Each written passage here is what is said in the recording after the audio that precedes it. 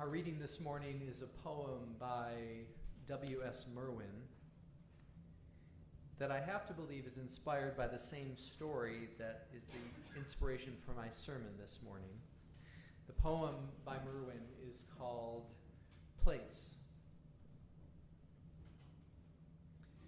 On the last day of the world, I would want to plant a tree.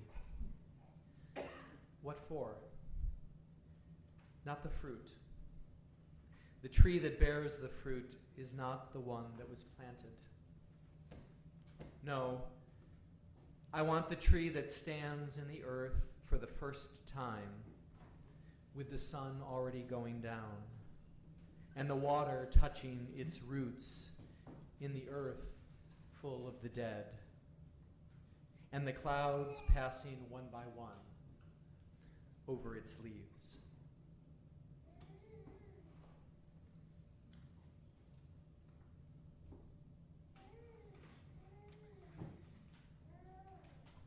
So, legend has it that the great religious reformer, Martin Luther, was once asked what he would do if the world were to end tomorrow.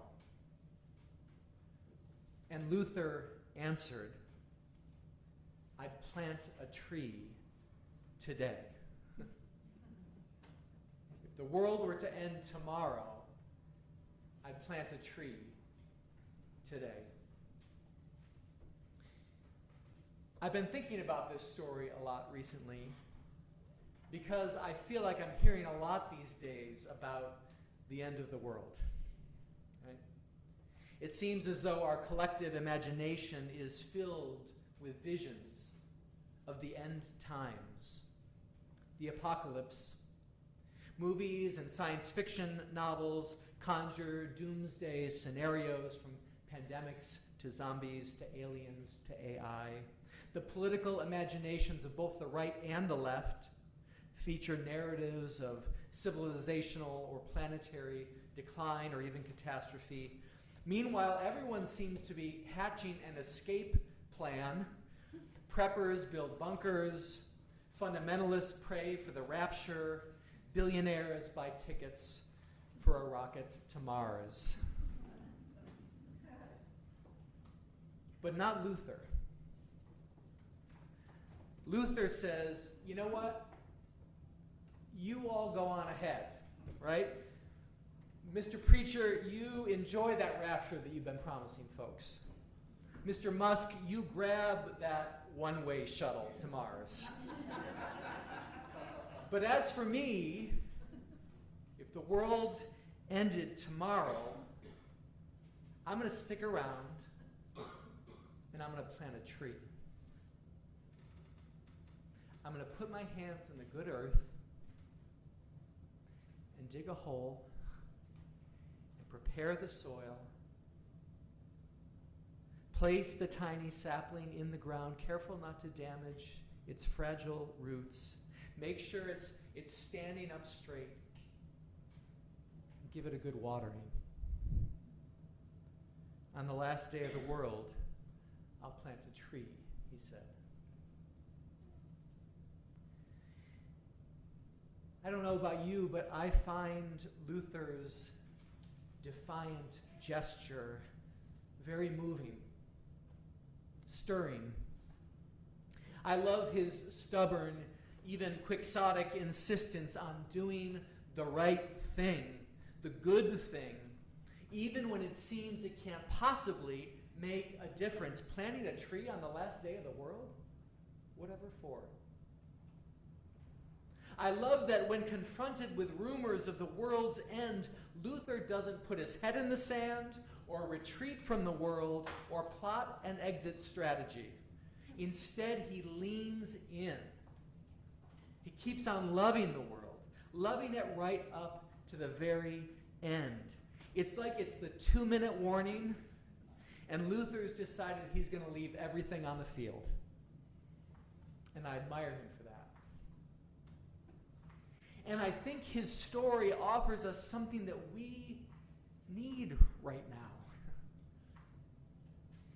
The story shows us how to love what we may one day lose. It offers us a model for how to maintain hope and commitment and love in the face of the climate crisis and other potentially catastrophic losses. Perhaps this story offers an ethic for these late stage or end stage, call them what you will, these apocalyptic times we seem to be living in. How do we, like Luther, keep on loving what we may one day lose?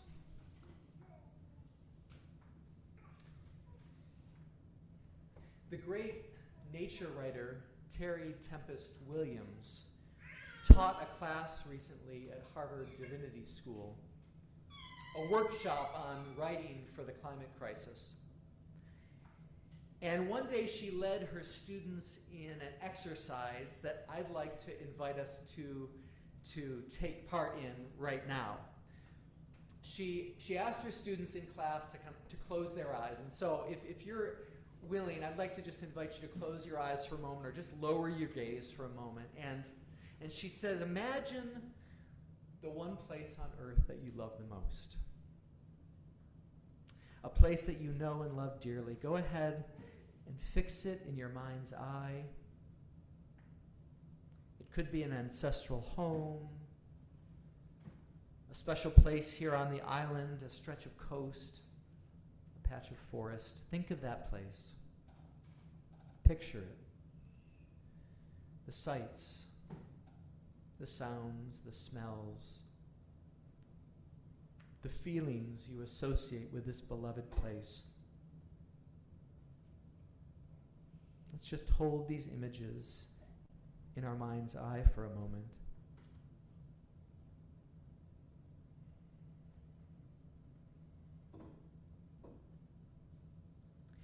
And keeping your eyes closed, Tempest says, now imagine that in 5 years' time, this place that you love will be gone, that it will cease to exist, at least in any way that's recognizable to you. What do you feel? And importantly, how would you want to spend the 5 years that you have remaining with this beloved place? What would you do? How would you want to be with the place? How would you treat it? Imagine that. Write that, Tempest Williams told her students.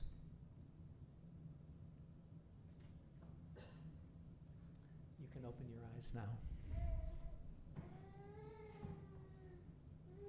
I'm curious how we responded to this question of how we want to be with the beloved place that we would lose in this scenario.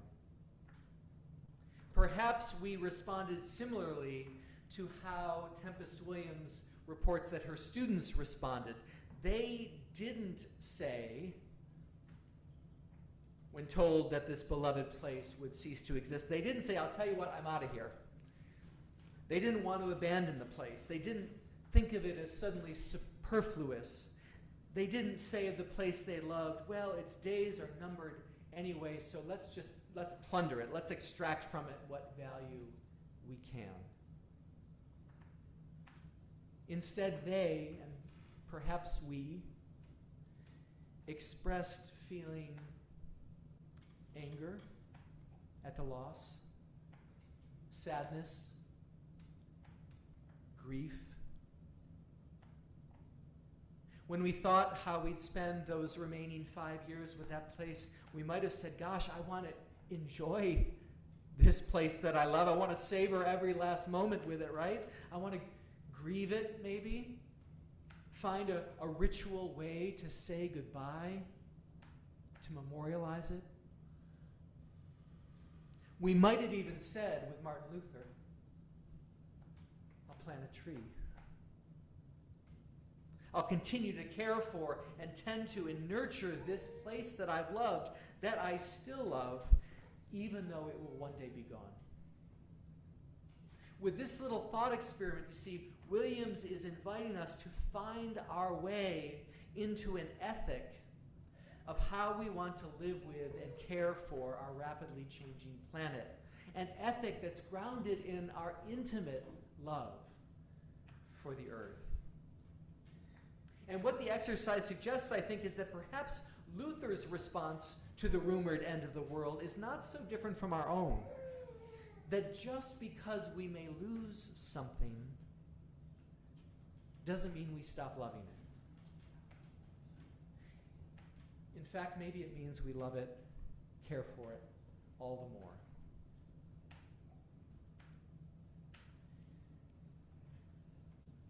What's true of the places we love is certainly even more true for the people we love, whom we also might lose. Some of you know that I lost my dad to cancer in May. And I want to take a moment just now to thank you for the many expressions of love and care that you shared with me after my dad's death.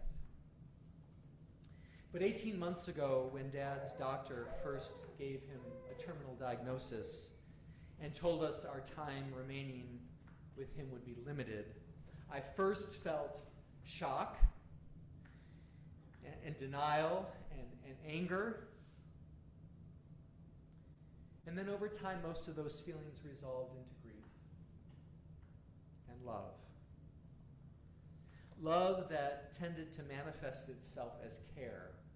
You know, over the last year and a half, I tried to spend more and more time with my folks, visiting them as often as I could. And when I visit them, I just do simple things for them, like cook them a meal, or shovel their driveway, or, you know, fix their inkjet printer or their TV remote, right? The things that children of a certain age do for their parents of a certain age. I savored the time remaining I had with my dad. And even during his final days in hospice, I'd sit at his bedside and I'd open my laptop and we'd watch the Red Sox game together while he sipped on the one can of cheap light beer that he was allowed to drink each day in hospice. Long after my dad lost his taste for eating, he retained his taste for a cheap light beer. Last night I thought, I wish he were around to see the remarkable winning streak the Sox are on right now. What I'm saying is, I think I know why.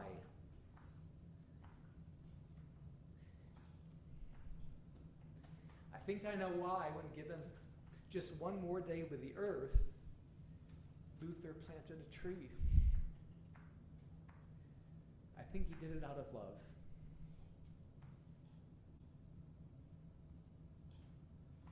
When rumors swirl of the end-stage cancer, late-stage climate crisis, we often turn to the question of hope. How do we have hope? What are the grounds of our hope? Is all hope lost? But I've come to believe that maybe hope isn't the virtue we turn to in situations like these. Maybe the virtue we turn to instead is love and care. For just at the moment when hope seems lost, love steps in and takes our hand and leads us on. Love doesn't promise a miracle cure or a final victory or an escape from all our problems. Unlike hope, love doesn't make promises it can't keep. We choose love not because it will solve a situation or save it. We choose love because it's the right thing, the best thing, the good thing. We choose love because it's what makes life worth living. Love redeems the world, even if it doesn't fix it. Let me say that again. Love redeems the world, even if it doesn't fix it. That's why Luther planted the tree. It didn't matter if it would ever grow.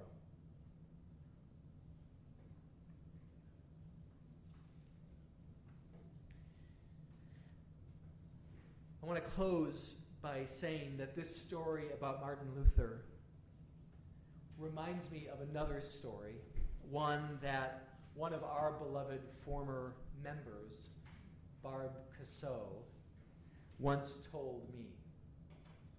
Some of you will remember that Barb Cassot was a dedicated volunteer at Polly Hill Arboretum, which is one of my favorite places on the island.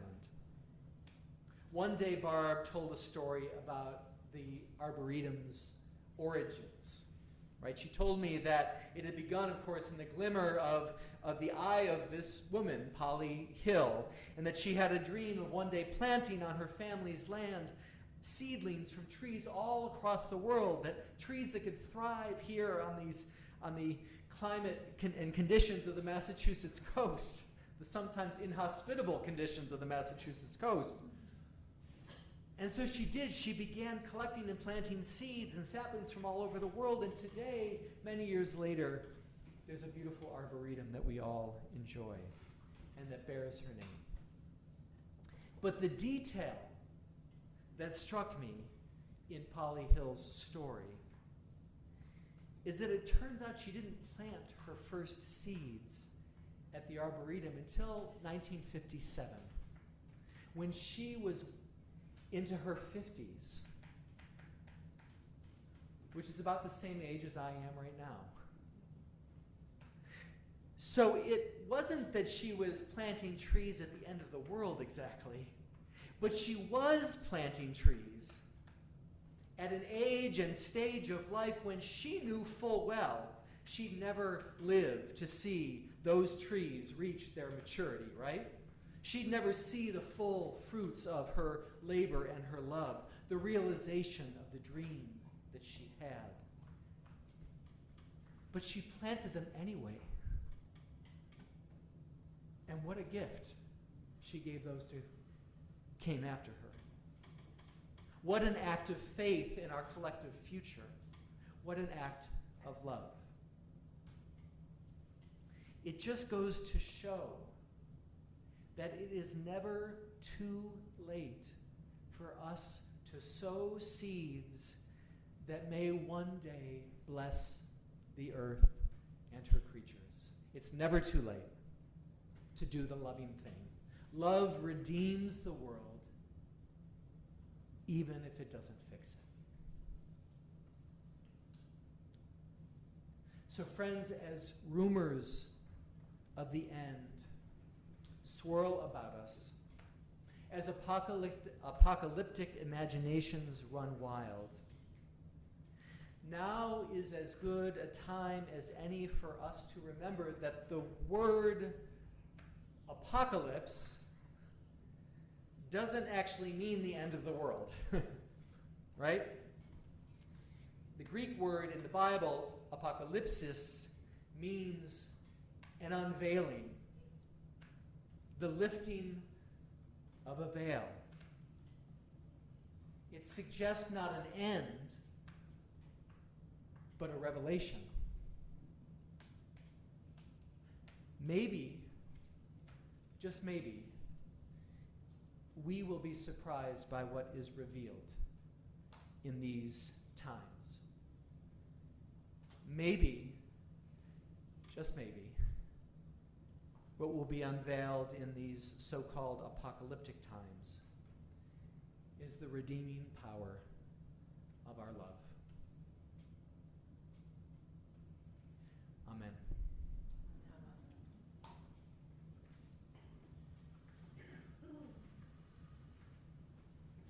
Will you join with me in just a moment of silence before we share our closing hymn?